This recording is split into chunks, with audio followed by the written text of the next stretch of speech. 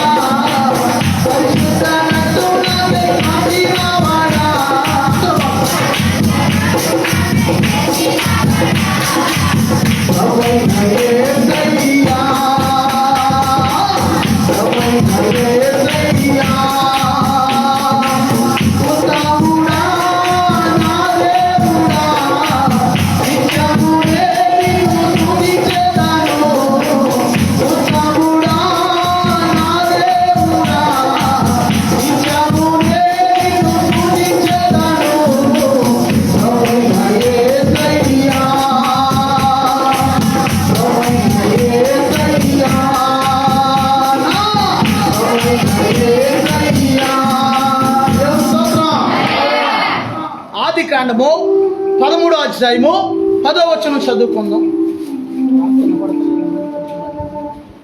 ఆదికాండము 13:10. లోతు తన కన్నులెత్తి యార్దాను ప్రాంతమంతటిని చూచెను. యెహోవా సొదొమ గొమొరాను నాశనం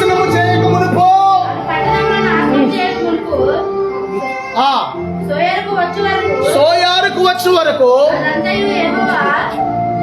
అదంతయో యెహోవా తోట వలెను ఐగుప్తు దేశం వలెను నీళ్లు పారు దేశమై ఉండెను. దేవునికి స్తోత్రం.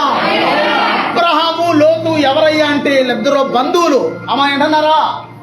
అబ్రహాం ఏమైతాడు లోతుకి? సుమారుగా బాబాయ్ వరుస కానీ లేకపోతే పెద్దనాన్న వరుస కానీ అవుతాడు. దేవునికి స్తోత్రం. దేవునికి స్తోత్రం.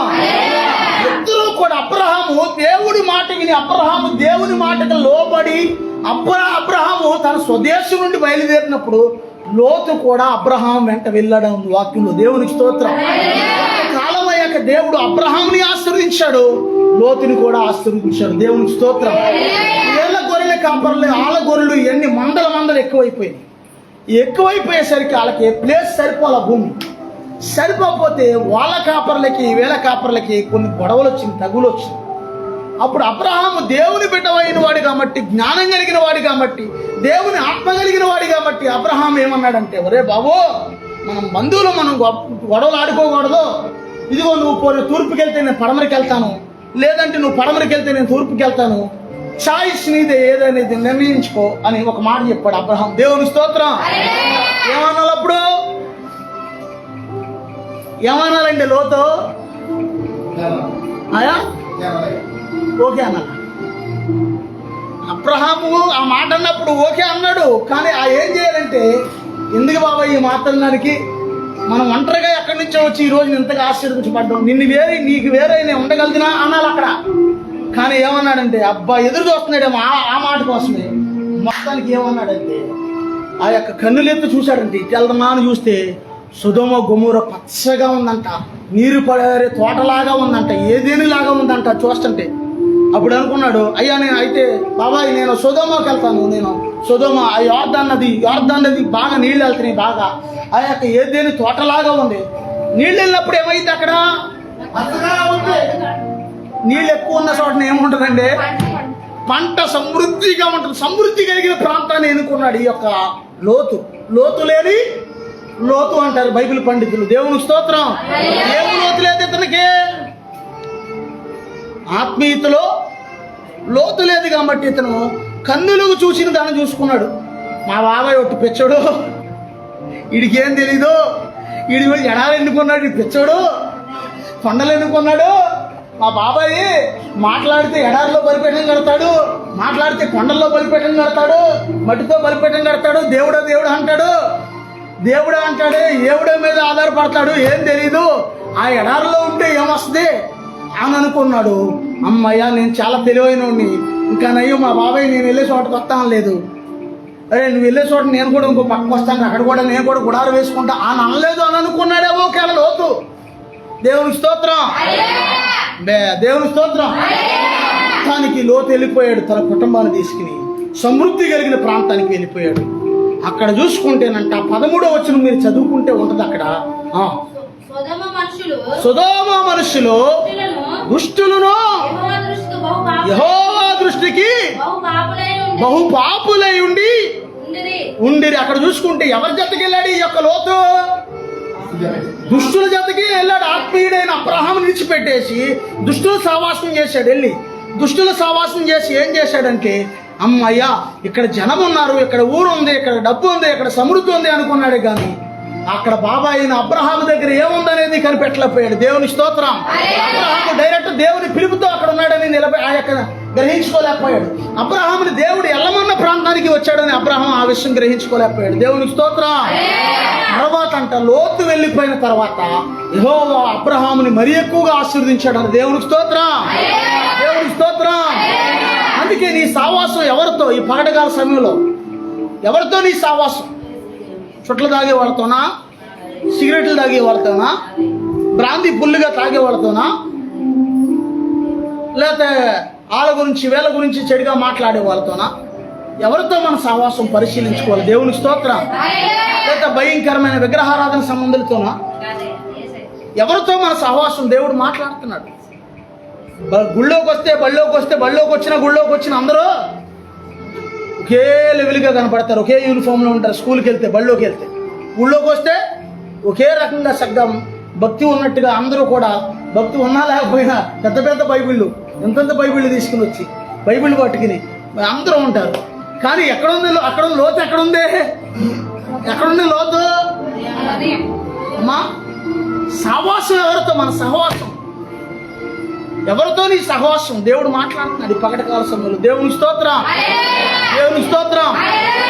నీ సహవాసం సరిగా లేదనుకోండి, నీకు నష్టం, నీ కుటుంబానికి నష్టం. అసలు నీ చరిత్రలో నీ కుటుంబానికి పరిస్థితి ఎలా ఉంటుందో తెలియదు అనమాట. లోతు గురించి మనం చెప్పక్కర్లేదు. లోతు కుటుంబం ఏమైంది? చివరికే ఏమైందంటే, ఉత్తమమైన దాన్ని ఏర్పరిచుకుని కనాన్లో నిలబడిపోయినటువంటి అబ్రహాం ఆశీర్వదించబడ్డాడు, జనములకు తండ్రి అయ్యాడు. అబ్రహాం ఆకాశ నక్షత్రాలాగా విస్తరించబడ్డాడు. దేవునికి స్తోత్రం. ఆ యొక్క దేవుని చిత్తం తెలుసుకోకుండా తన స్వచిత్తం మీద ఆధారపడి పచ్చగా ఉంది, కన్నులకి ఇంపుగా ఉంది, చూచుటకు రమ్యంగా ఉంది అని చెప్పి అవ్వ ఆదాము కాలంలో కూడా చూడడానికి కన్నులకి ఇంపుగా, చూచుటకు బహురమ్యంగా కనబడిందంటే ఏ పండు? మంచి చెడ్డల తెలియనిచ్చే పండు. చూడడానికి రమ్యముగా ఉందంట, కన్నులకు ఇంపుగా ఉందంట. సాధారణంగా ఈ లోకంలో ఎలా ఉండదంటే పరిస్థితి అంతా కూడా కన్నులకి ఇంపుగానే ఉంటది. కానీ ఎవరి హృదయంలో ఏముందో మనకే తెలియదు. ఎవరు సావాసం జతకెళ్ళాడంటే ఈ యొక్క లోతు దుష్టుల సావాసం జతకెళ్ళాడు. చివరికి అతని కుటుంబం అంతా కూడా పతనం అయిపోయింది. కానీ అబ్రహాం ఎక్కడ నిలబడ్డాడు? కనానులో నిలబడిపోయాడు. దేవునికి స్తోత్రం. దేవునికి స్తోత్రం. కానా విందులో ఒకే మాటతో అద్భుతము చేసింది, సేవకుడులో ఆశ్చర్యముగా యోనాను ఉంచింది. కానా విందులో ఒకే మాటతో అద్భుతము చేసింది, సేవకుడులో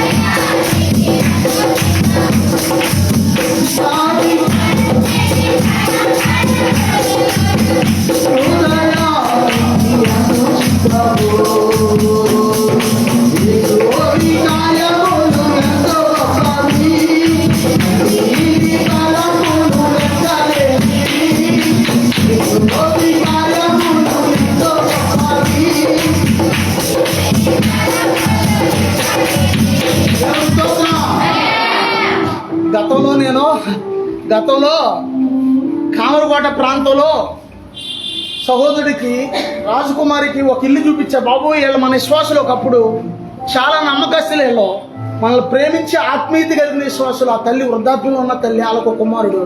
మన విశ్వాసులు వీళ్ళు ఒకప్పుడు.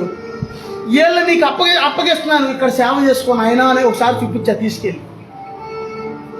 అది ఎలా ఉందంటే చూడడానికి భయంకరమైన చెట్లు, పాడుపడిపోయినట్టుగా ఉంటుంది ఇల్లు.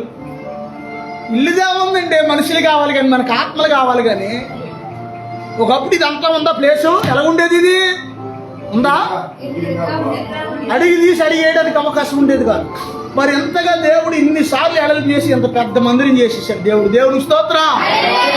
అది అప్పగించి తీసుకోమని చెప్తే చేసుకోమంటే మొత్తానికి అతనికి ఏమనిపించిందో యువతలకు వచ్చాక ఏమన్నాడంటే, తర్వాత నాకు వాట్సాప్ పెట్టి, అయ్యగారు మీరే వెళ్ళండి అక్కడికి, నేను వెళ్ళండి అన్నాడు అని వాట్సాప్ పెట్టాడు. నువ్వు వెళ్ళగలిగితే చెయ్యి, నువ్వు చేయలేకపోతే నాకు చెప్పయ్యా అని చెప్పు. వాళ్ళు మన మనుషుల్ని, మనం ధనవంతుల దగ్గరికి చాలా మంది చేసే పని ఏంటంటే, ధనవంతులైతే వెళ్తాం, మంచి ఇల్లుంటే వెళ్తాం, మంచిగా కానికిస్తే వెళ్తాం, మంచిగా బిర్యానీ పెడితే వెళ్తాం. ఎవరో మన బిర్యానీ తెచ్చారు. ఎవరో అమ్మ ఏదో ముక్కుబడి అనుకుందంట, కరెక్ట్గా నేను ఉపవాస ప్రార్థన చేసరికి బిర్యానీ తెచ్చింది. ఆవురు మాట తిన్నాను బిర్యానీ. దేవుని స్తోత్రం. మంచిగా అయ్యా మీ ఇంటికి వస్తే బిర్యానీ పెడతారా, మీ ఇంటికి వస్తే మంచిగా కానికిస్తారా, అయితే వస్తాను, లేకపోతే రాను అని అనకూడదు. దేవుని స్తోత్రం. నాకు యేసయ్యకి నచ్చదు. బిర్యానీ పెట్టినా పెట్టకపోయినా, కానికి ఇచ్చినా ఇకపోయినా ఏడే మనం కేవలం దేవుని పని చేయాలి. కానుక కోసం అయితే నీకు విషయం తెలుసో తెలియదు, నేను గృహదర్శనాలు చేయను. ఎవరన్నా పిలిస్తేనే వెళ్తాను ప్రార్థనకి. ఇదిగో మన సహోదరుడు పుట్టినరోజు అండి, మా మనవరాలు పుట్టినరోజు అని ఫోన్ చేశారు. వెళ్ళి చక్కగా అద్భుతంగా అక్కడ ఆరాధన జరిపించేసి సింపుల్గా పుట్టినరోజు చేసామా. వాళ్ళ ఇంటికాడ. దేవునికి స్తోత్రం. వారిని పిలిచి, అయ్యగారు ఇది పరిస్థితి, ఒకసారి మా ఇంటికి రండి, లేకపోతే మాకు ఏదైనా పెళ్లి రోజో పుట్టినరోజో లేకపోతే ఇంకోటో లేకపోతే ఏదైనా బాగా సీరియస్ కండిషన్ అని చెప్తే ఖచ్చితంగా వెళ్తాను. కానీ విడివిడిగా డబ్బుల కోసం గట్ట వీటి కోసం నేను ప్రదర్శనలు చేయను. దేవునికి స్తోత్రం. అది తప్పేం కాదు, అది సేవకుడు తీసుకో చేసేయే చెప్పాడు. నువ్వు ఎక్కడికి వెళ్తే అక్కడ వాళ్ళు ఏది ఇస్తే తీసుకోవాలి, ప్రార్థన చేయమని దేవుడే చెప్పాడు. అమ్మా తప్పేం కాదు, కానీ నాకున్న అలవాటు చెప్తున్నాను. దేవునికి స్తోత్రం. దేవునికి స్తోత్రం. కొన్ని ఎలా ఉంటాయి అంటే పరిస్థితులు మంచిగా నీకు ఏంటి పొయ్యి కాడా అంతే అన్నీ కూడా సరుకులన్నీ కొంతమంది ఏం చేస్తారంటే పొయ్యి దగ్గర పెట్టుకుంటారు కింద సరుకులు. ఎందుకు? ఇక మళ్ళీ అటు ఇటు తిరగకూడదు.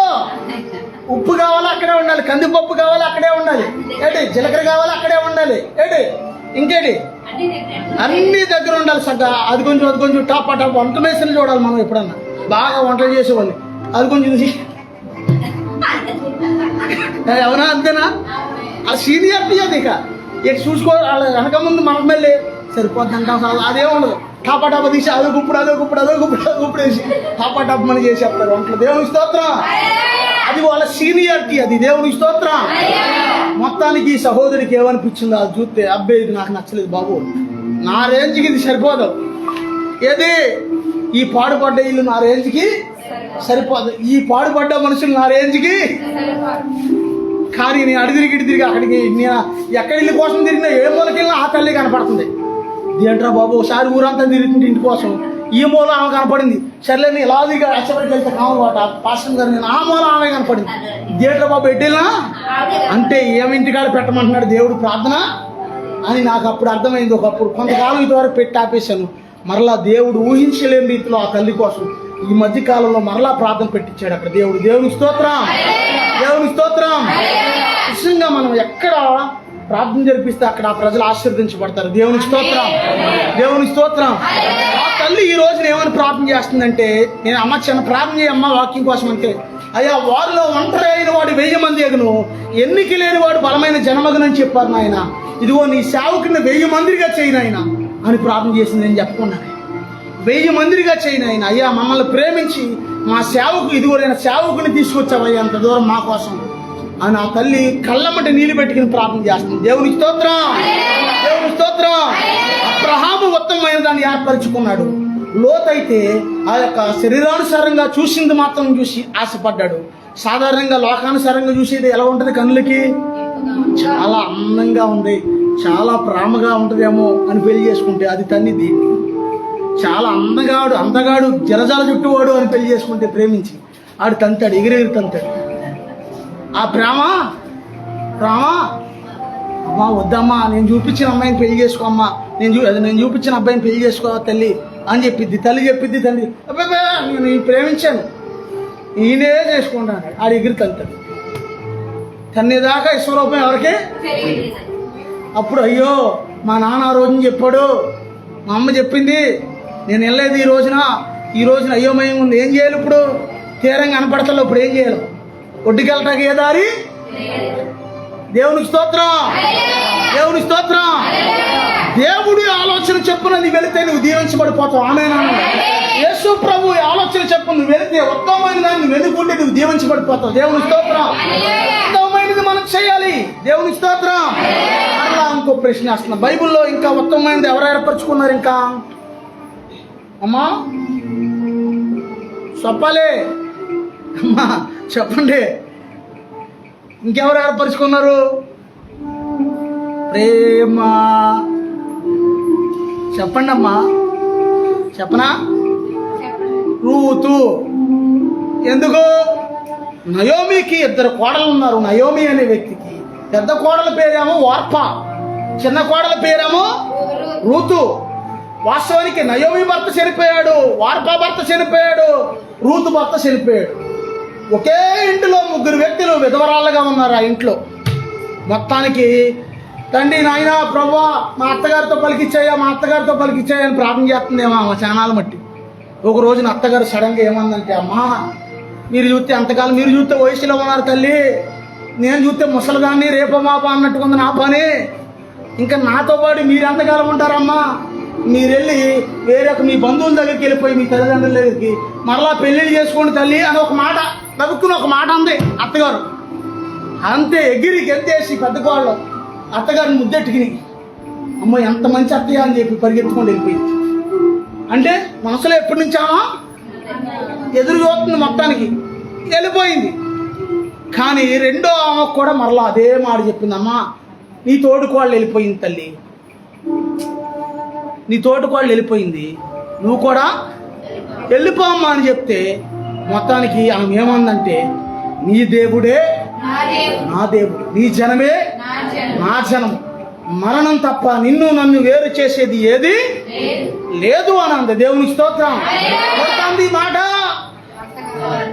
అమ్మా కన్న తల్లిని చూడం మనం, అసలు అత్తగారు కూడా వదిలేయండి, కన్న తల్లికి టీవీలు పోయింది చాలా మంది.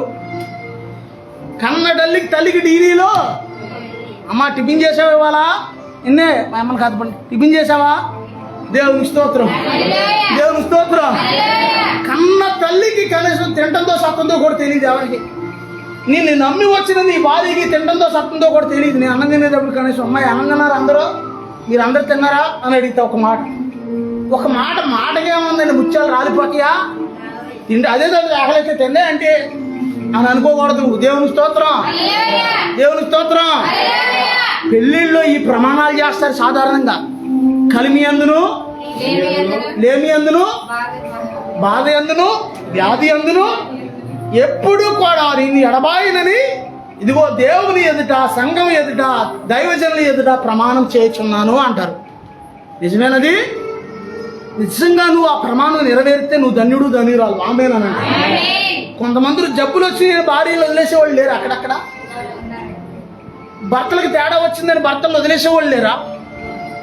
కన్న కుమారుడికి నడివిరిగిపోయిందని ఒక అతను తండ్రి కొడుకుని భార్యని పిల్లల్ని వదిలేసి వెళ్ళిపోయాడు. అక్కడ ఆడంత దుర్మార్గుడో చూడండి. కొడుకు మంచం పట్టాడని చెప్పి పూర్తిగా వాళ్ళని వదిలేసి వెళ్ళిపోయాడు. మొన్న ఈ మధ్యన ఒక వీడియో దొరికింది. మనుషుల ప్రేమలు ఎలా ఉంటాయండి, మనుషుల ప్రేమలు ఎలా ఉంటాయి. కానీ ఆ తల్లి విధవరాలుగా ఉన్నప్పటికీ కూడా రూతు ఏమంటుందంటే నయోమితో, నీ దేవుడే నా దేవుడు, నీ జనమే నా జనము, మరణం తప్ప నిన్ను నన్ను ఏది కూడా ఎడబాపదు అన్న. దేవునికి స్తోత్రం. వార్పా జీవితం ఎలా ముగించబడిందో మనకు తెలియదు. వాక్యం అక్కడతో ఆమె జీవితం ఫుల్ స్టాప్ పెట్టబడింది. ఇంకా అక్కడ ఆమె గురించి ఎక్కడ రాయబడాల వార్పా గురించి, కానీ రూతు గురించి చాలా చోట్ల రాయబడింది. దేవునికి స్తోత్రం. ఈ రూతు ఆ యొక్క తర్వాత కాలంలో బోయాజుని చేసుకుంటే బోయాజు యెషయానికి అన్నాడు. యెషయా దేవునికి ఎంతో ఇష్టడైనటువంటి దావీదుని కన్నాడు. దేవునికి స్తోత్రం. అంటే దావీదు వల్ల మా అమ్మ ఈ రూతు. దేవునికి స్తోత్రం, దేవునికి స్తోత్రం. అదే దావీదు వంశంలో మన ప్రభు అయిన యేసుక్రీస్తు వారు లోకరక్షకుడు ఈ లోకానికి వచ్చాడు. దేవునికి స్తోత్రం. అందుకే యేసు ప్రభు వారు ఆ దినాల్లో ఆయన వెళ్తున్నప్పుడు, దావీదు కుమారుడా మమ్మల్ని కరుణించయ్యా అని పిలిచేవాళ్ళు అంట. కుష్ఠరోగులు, కొంతమంది వ్యాధిగ్రస్తులు. దేవునికి స్తోత్రం. యేసు ప్రభు వారిని సన్ ఆఫ్ డేవిడ్ అంటే దావీదు కుమారుడా మమ్మల్ని గుడ్డువాడు అంటాడు అన్నమాట. గుడ్డువాడు ఏమంటాడు?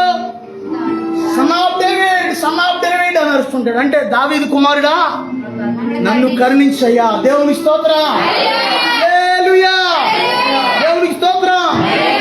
దావీదు కుమారుడా నన్ను దాటిపోకయ్యా, నజరేతు వాడా మమ్ము విడిచిపోకయ్యా. దావీదు కుమారుడా నన్ను దాటిపోకయ్యా, నజరేతు వాడా మమ్ము విడిచిపోకయ్యా. జీవిత పరవిలో ఎవరు నారగా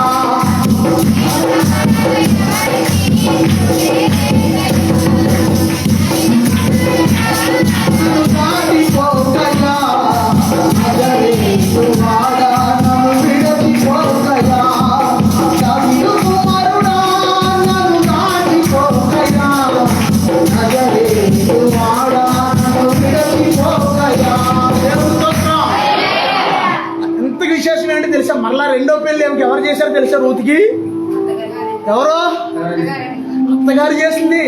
అమ్మ ఆ బోయాజ్ అనే పెద్ద మనిషి ఎవరనుకుంటున్నావు? మనకి సమీప బంధువు, నీకు మామయ్య వరుస అవుతాడు, లేకపోతే నీకు బావయ్య వరుస అవుతాడు. తన దగ్గరికి ఇదిగో ఎల్లమ్మాయిలుగా వెళ్ళి అతనితో కొంచెం మాట్లాడు అంటే తీరా వెళ్ళి అయ్యా నేను ఇలాగా నయోమి అంతేగా నయోమి కోడలయ్యా నేనని చెప్తే నయోమి మా బంధువురాలేగా అని తర్వాత అమ్మ నాకంటే నీకు సమీప బంధువుడు ఒకడు ఉన్నాడు, రేపొద్దుట పగడకాల సమయంలో పెద్ద మనుషుల సమక్షంలో అతనితో నేను మాట్లాడతాను, ఒకవేళ అతను చేసుకుంటే సరే, ఒకవేళ అతను నిన్ను చేసుకోకపోతే కనుక నీ అంతటి యోగ్యురాలు ఇంకెవరో కూడా ఈ చుట్టుపక్కల లేరు, నేను గమనిస్తున్నాను, నిన్ను నేనే చేసుకుంటాను అని చెప్పాడు ఇతను బోయాజు. దేవునికి స్తోత్రం. తర్వాత అతన్ని అడిగితే అతను చేసుకోలేదు. తర్వాత ఈ రూతుని ఈ బోయాజు అనే వ్యక్తి పెళ్లి చేసుకున్నాడు. దేవునికి స్తోత్రం. పెళ్లి చేసుకుంటే అతని కడుపున యెషయా పుట్టాడు, యెషయా కడుపున దావీదు పుట్టాడు. దేవునికి స్తోత్రం. దేవునికి స్తోత్రం. దేవునికి స్తోత్రం. కాకి గంట నల్లగా ఉన్నాడమ్మా, నేను చేసుకోనమ్మా అంటారు మనం. అయితే ఒక ఆమె అంటుందంట, అమ్మా నీ కాబోయే భర్త నీ పెళ్లి చూపులు చూద్దామని వెళ్తే ఆవిడ కాకి కంటే నల్లగా ఉన్నాడు బాబోయ్ వద్దమ్మా అని అందంట. ఎవరో అత్తగారు వచ్చి ఈ కాబోయే భార్య ఆత్మీయురాలు నేను అతన్నే చేసుకుంటానని పట్టుబట్టుకుంటే దేవుడు అతన్నే చేసుకోమన్నాడంటే ఈ రోజున వాళ్ళ సేవకులు అయిపోయారు వాళ్ళు. ఈ రోజు ఆ నల్లోడు ఎర్ర పాప ఇద్దరు కలిసి ఇద్దరు పిల్లల్ని కన్నారు, పెళ్ళయ్యాక సేవకులు అయిపోయారు. దేవునికి స్తోత్రం. నా నాన్నగారు అనేవాడు నలుపు నాణ్యురా పిచ్చోడా, నలుపు నాణ్యం ఎరుపు దగరా అని అంటుండేవాడు. ఎరుపు దగ అంట, నలుపు నాణ్యం అంట. అంటే నల్లగా సాధారణంగా మీరు గమనిస్తే మా రక్త సంబంధులు అందరూ మేమందరూ ఎర్రగా తెల్లగా ఉంటాం. మాకు పెళ్ళి అయిన వాళ్ళు అందరూ, ఇంకా పాస్టర్ గారు అయితే బాగానే ఉంటుంది కానీ ఇంకా తగ్మ అందరూ కూడా మా బావోళ్ళు కానీ అందరూ మా బావోళ్ళు వాళ్ళందరూ కూడా మంచి ఒరిజినల్ నలుపు మా బావోళ్ళు వాళ్ళు. కానీ ఆ రోజున మా నాన్నగారు ఏం చూశాడంటే పర్లేదు నా మేనల్లుళ్ళు అని చెప్పి ఆ రోజు నేను చిన్నతనంలో ఉన్నప్పుడు వీళ్ళందరికీ వివాహాలు జరిగించాను. ఈ రోజు కూడా అద్భుతంగా వాళ్ళు కాపురాలు చేసుకుంటున్నారు చక్కగా. అర్థమవుతుందమ్మా. నల్లోడు ఏమనుకుంటాడు సాధారణంగా, ఇంకో మన పరిశుద్ధమని సహోదరి మన అక్క పరిశుద్ధమని ఎర్ర దొండపండులాగా ఉంటుంది, అలా ఆయన సీతారామయ్య గారు నల్ల కాకిలాగా ఉంటాడు. కానీ ఆయన మనసు చూడాలి, ఎంత మంచి మనసు అనుకుంటున్నారు ఆయన. ఎంత మంచి మనసు ఆయన. అసలు ఇక్కడికి వస్తుంటాడు ఒక్కోసారి, లేకపోతే ఎక్కడైనా కనపడినప్పుడు పాస్టర్ గారు కనపడ్డారు నాకు దారిలో అంటాడు ఇంటికి వెళ్ళా. చాలా మంచి మనస్తత్వం పాపం.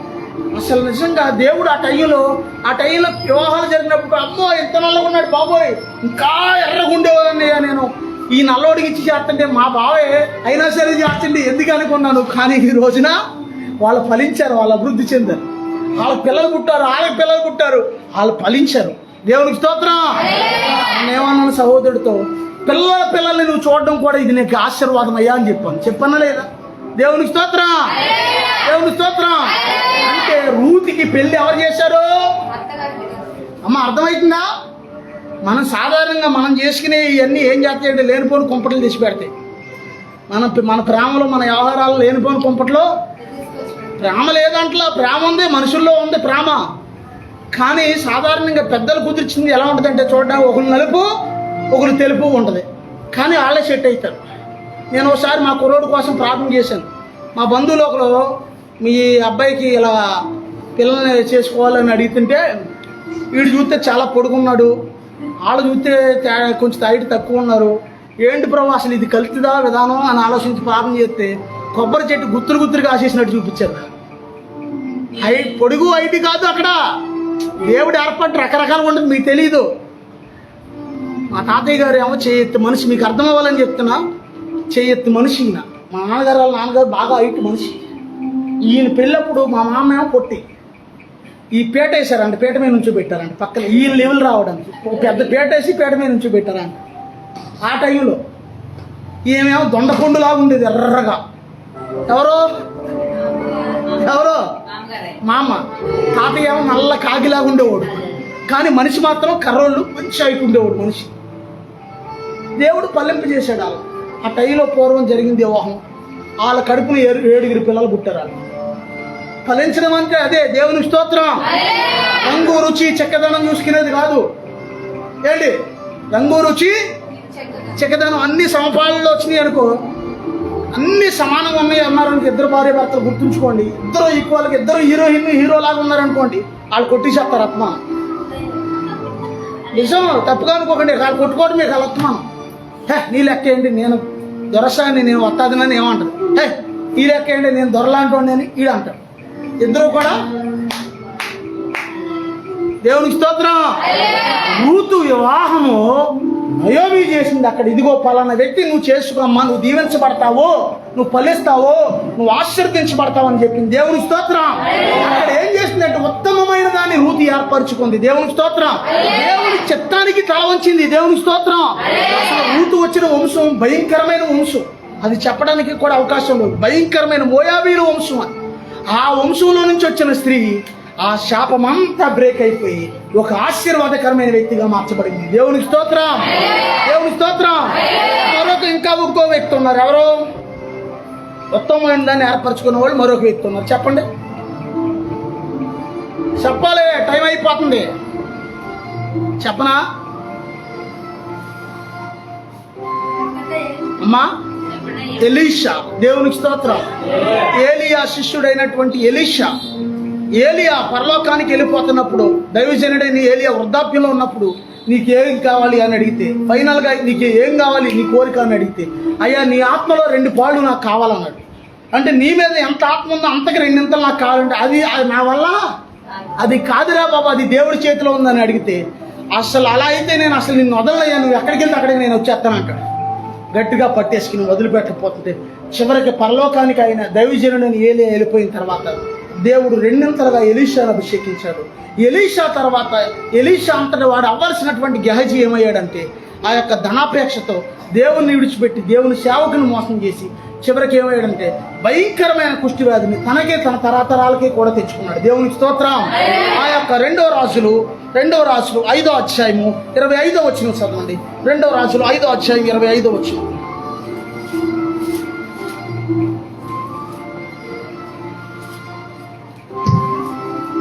ఎన్నికే లేని నన్ను ఎన్నుకున్నావు, నీ సేవ చేసే భాగ్యం ఇచ్చావు. ఎన్నికే లేని నన్ను ఎన్నుకున్నావు, నీ సేవ చేసే భాగ్యం ఇచ్చావు. నీ ప్రేమ మరువగలనా, నీ ప్రేమ విలువగలమా, నీ ప్రేమ మరువగలమా.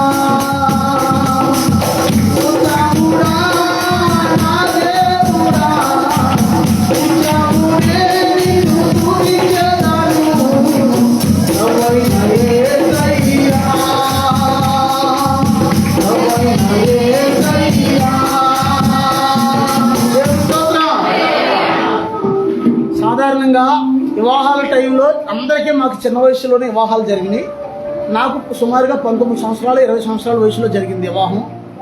అయితే అందరికీ కూడా మా నాన్నగారు మేనగోళ్ళల్లో అడుగుతే మేనల్లిళ్ళు అందరూ ఎంత ప్రేమించాడో చూడండి. వాళ్ళని కూడా నా మేనల్లిళ్ళు మేనగోళ్ళు కూడా మాతో పాటుగానే ఉండాలి అని అనుకున్నాడేమో బహుశా.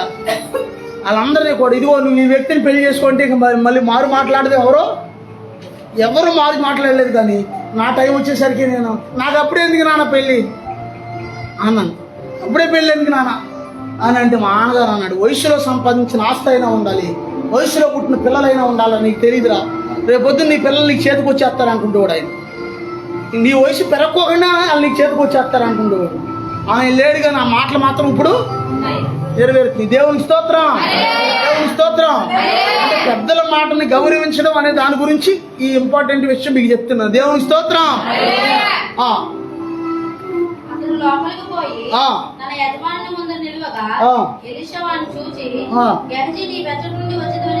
దైవజనుడైన ఎలీషా ఏమంటున్నాడంటే, గెహజీ నీ వెచ్చటి నుండి వచ్చావంటే ఏమంటున్నాడమ్మా? నీ దాసుడనైన నేను ఎచ్చటికి పోలేదు అంటున్నాడు. ఎక్కడికి వెళ్ళొచ్చాడు?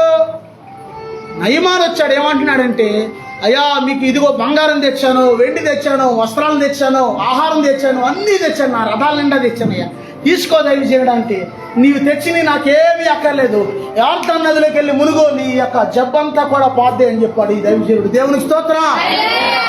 చెప్పిన తర్వాత ఈయన ఇంట్లోకి వెళ్ళి ఆ యొక్క గుడారంలోకి వెళ్ళి ప్రార్థన చేసుకుంటుంటే ఈయన ఎలీషా శిష్యుడైన ఈ యొక్క గెహజీకి ఆశ కలిగింది. ఏం ఆశ? అమ్మ ఇక్కడే ఉన్నారా?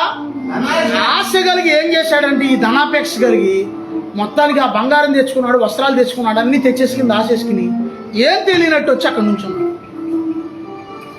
ఏమనుకున్నాడు? బహుశా ఈ గెహజీ మా యొక్క దైవజనుడికి ఏం తెలియదు, ఒట్టి పెచ్చోడాడు, ఎప్పుడు ఆ గుడారంలో కూర్చుంటాడు, దేవుడా దేవుడా దేవుడా అంటాడు, కనీసం గృహదర్శనాలు చేయడం కూడా తెలియదు వీడికి, గృహదర్శనాలు చేస్తే డబ్బులు వస్తాయని కూడా తెలియదు. ఇంతటి దగ్గర ఏంటి వీడు ఇక్కడ కూర్చున్నాడు, కనీసం ఆడెవడో తెచ్చి ఇస్తానన్నా సరే తీసుకుంటా కూడా చేతులు రావట్లేదు. బంగారం తెచ్చాడు, వెండి తెచ్చాడు, వస్త్రాలు తెచ్చాడు, అయినా తీసుకుంటాడు. ఇంత పెచ్చాడు, మరి ఇంత పెచ్చాడు అయితే ఎలా బతుకుతున్నాడు ఈ లోకంలో? సంపాదించాలి, టైం ఉన్నప్పుడే, ఆరోగ్యం ఉన్నప్పుడే సంపాదించాలి, సంపాదించి మొత్తం 4 రాళ్ళు వెనకేసుకోవాలి అని అనుకున్నాడు. మొత్తం మూటలు మొయ్యలేని మూటలు తెచ్చి లోపల దాసేసి ఏం తెలియనట్టు వచ్చి, నేను ఎక్కడికి వెళ్ళలేదయ్యా, నేను ఎక్కడే ఉన్నానయ్యా అంటున్నాడు. ఎవరో? అప్పుడు దైవజనుడు ఏమంటున్నాడు? చదువమ్మా. అంతటి ఎలీషా అనితో ఆ మనుష్యుడు తన రథము దిగి,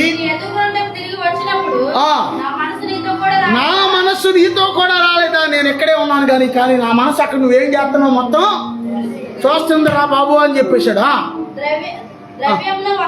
ద్రవ్యమును వస్త్రములను, ఒలీవల చెట్ల తోటలను, ద్రాక్ష తోటలను, గొర్రెలను, ఎడ్లను, దాసదాసీలను సంపాదించుకొనుటకు ఇది సమయమా? దేవుని స్తోత్రం. పూర్వకాలం ఇప్పుడంటే పొలాలు, స్థలాలు, బంగారం, ఇళ్ళు ఇయ్య ఆస్తి. పూర్వకాలం గొర్రెలు, గొడ్లు, మేకలు ఇయ్య ఆస్తి. పూర్వం అవి ఎవరికి ఎక్కువ ఉంటే వాళ్ళే కోటీశ్వరులు. దేవునికి స్తోత్రం. ఇవన్నీ సంపాదించుకోవడానికి ఇది సమయం ఏరా? ఇది మనం ఎందుకు వచ్చాం? ఇది నిజంగా విశేషం ఏంటంటే, దేవుని సేవకుడికి దేవుడు అన్ని ఇస్తాడు. ఆమేనా? ఎందుకంటే సేవకుడు బాగా నలిగి వస్తాడు కాబట్టి ఇవన్నీ ఇచ్చేస్తాడు. ఒకవేళ అక్కడ లేకపోయినా అన్ని ఇస్తాడు దేవుడు, ఏది తక్కువ చేయడు. ఇది నేను చెప్తున్న మాట కాదు, యేసయ్య శిష్యులతో ఉన్న మాట. నాతో మీరు 3.5 సంవత్సరాలు ఉన్నారు, మీకేదైనా తక్కువైందా అని అడిగాడు యేసయ్య. దేవునికి స్తోత్రం. శిష్యులు ఏమన్నారంటే, మాకేమీ తక్కువ కాలేదు ప్రభా అన్నారు వాళ్ళు. దేవునికి స్తోత్రం. అయితే చివరికి ఏమైందంటే, ఇదిగోరా బాబు, నువ్వు దేవుని పని విడిచిపెట్టి ఇదిగో ఆ యొక్క నయమాను వదిలేసినటువంటి ఆ యొక్క వ్యర్థమైన ధనం కోసం వెళ్ళావు అని చెప్పి అక్కడ ఆ యొక్క శపించబడితే ఆ శాపం ద్వారా కుష్టివ్యాధి వచ్చింది. ఎవరికే? ఈ గెహజీ. కుష్టివ్యాధి ఆ ఒక్కడితో పోలా. ఆయన ఏమన్నాడంటే, శపించినప్పుడు ఇది తరతరాల వరకు ఉంటుంది అని చెప్పాడు. సర్వకాలం అంటి ఉంటుంది అన్నారు. ఆ కుష్టివ్యాధి ఎప్పుడు పోయిందో తెలుసా? యేసు ప్రభు వారు భూమి మీదకి వచ్చినప్పుడు, అయ్యా ఈ కుష్టి రోగంతో మేము బాధపడలేకపోతున్నాం అయ్యా అని వాళ్ళ సంతతి వెళ్ళు. ఎవరి సంతతి? గెహజీ సంతతి వెళ్ళు. కుష్ఠరోగులు ఎవరు? వీళ్ళు అనుకుని వీళ్ళు బాధపడి ఉంటారు. మా ముత్తాదాడు పనికిమాలోడాడు, ఆడు చేసిన పాడి పనికి ఈ రోజుకి మనం ఎత్తున్నాము, ఆడు దైవజనుడిని మోసం చేసేసి ఆడెవడో తెచ్చిన సంపద ఆయనే వద్దని పక్కన కూర్చుంటే అవి తెచ్చిగిన అవన్నీ తీసేసుకుని దాచేసుకుని ఈ శాపం తెచ్చిపెట్టాడు బాబు. ఆడు చేసిన పనికి మేము పడుతున్నాం, మా తరతరాలు ఇదిగో మా నాన్న పడ్డాడు, ఇదిగో మా వాళ్ళు పడ్డారు, మా పెద్దనాన్న పడ్డారు, చిన్నాన్న పడ్డారు, మేము పడుతున్నాం అని మొత్తానికి చాలా బాధపడుతున్నారు ఈ కుష్ఠరోగులు. దేవునికి స్తోత్రం. చివరికి యేసు ప్రభు వారి కాలం వచ్చాక, అయ్యా ఈ కుష్ఠరోగంతో బాధపడలేకపోతున్నాం అయ్యా అన్నప్పుడు యేసయ్య ఏమన్నాడు? ఇక్కడ ఉన్నారా? యేసయ్య ఏమన్నాడంటే, మీ దేహాలు వెళ్ళి యాజకుడికి కనబరుచుకోండి, మీకు స్వస్థత వస్తుందని యేసయ్య మాట చెప్పంగానే అందరికీ స్వస్థత వచ్చేసింది. దేవునికి స్తోత్రం. దేవునికి స్తోత్రం. అందుకే ఇక్కడ చూసుకుంటే మనం ఉత్తమమైన దాన్ని మనం ఏర్పరచుకోవాలి. దేవునికి స్తోత్రం. మన జీవితంలో మనం చేసేది ఏంటి? ఉత్తమమైనదా కాదా? దేవునికి స్తోత్రం. దేవునికి స్తోత్రం. ఒక్క మాట చెప్పి నేను ముగించేస్తాను జాగ్రత్తగానండి. పరవస్తు సూర్యనారాయణ శాస్త్రి గారు అని ఒక పండితుడు ఉన్నాడు, ఒక ఆయన బ్రాహ్మణ సాయి. అమ్మ అర్థమవుతుందా? ఎవరో ఆయన 11వ శతాబ్దంలో ఈ తాళపత్ర గ్రంథాలు దొరికినాయి వాళ్ళకి. దొరికితే అందులో ఏమనుందంట, యజుర్వేద పురుషుడు కన్యక గర్భాన భూమి నడిమధ్య భాగాన పుడతాడు అని ఉందంట. దేవునికి స్తోత్రం.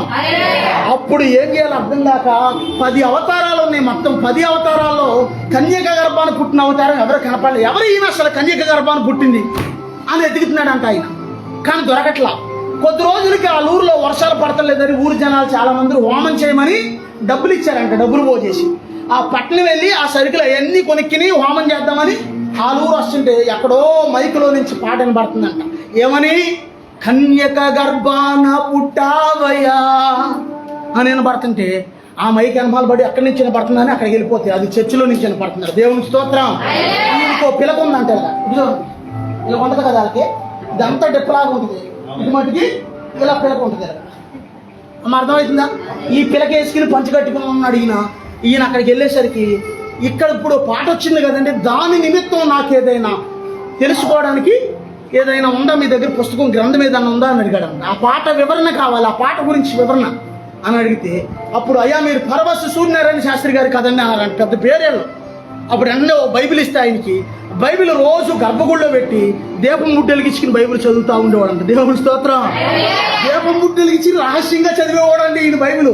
మొత్తానికి చదివేశాక ఒక రోజున ఈ బ్రాహ్మణ్స్ 6 నెలలకు ఒకసారి గృహదర్శనాలకు వెళ్తారంట. ఇళ్ళకి వెళ్ళినప్పుడు వాళ్ళకి కాళ్ళు గడికి ఆ నీళ్ళతో సరిగ్గా తలదుడుచుకుని వాళ్ళకి ఆహారం పెట్టి వాళ్ళకి మంచి అర్పణం ఇచ్చి, మంచి అర్పణ ఏమంటారు సంభావం ఇవన్నీ ఇచ్చి పంపిస్తే వాళ్ళు కాళ్ళు కడిగి తింటే వాళ్ళందరూ వెళ్ళినప్పుడు మీరెవ్వరూ మా కాళ్ళు కడగొద్దు, మనమందరం కూడా దేవుని పాదాలే కడగాలి, మనం పూజింపదగిన వాళ్ళం కాదు అన్నాడంట. ఈయన ఎవరో బైబిల్ చదివిన ఆయన అనేసరికి వాళ్ళ తగ్గ వాళ్ళు రే అప్రాష్టుడా, వచ్చే సంభవం కూడా రానీకుండా చేస్తున్నారు నువ్వు, ఈ అప్రాష్ట్రం మాట్లాడితే అవి వచ్చేవి కూడా రావురా అని చెప్తుండేవాళ్ళంట ఆయన్ని. ఒక రోజున మంత్రాలు చదువుతా తట్టుకోలేక గుళ్ళో మంత్రాల మైకులు చదువుతా యేసు ప్రభువే నిజమైన దేవుడు అని చెప్పేశాడు. దేవుని స్తోత్రం. అంతకే ఆ ఊర్లో 2 గ్రూపులు, ఒక గ్రూప్ ఈయన కొడతాకు వచ్చారంట, ఒక గ్రూప్ ఏమో ఈయన తరపున నిలబడ్డానికి వచ్చారంట.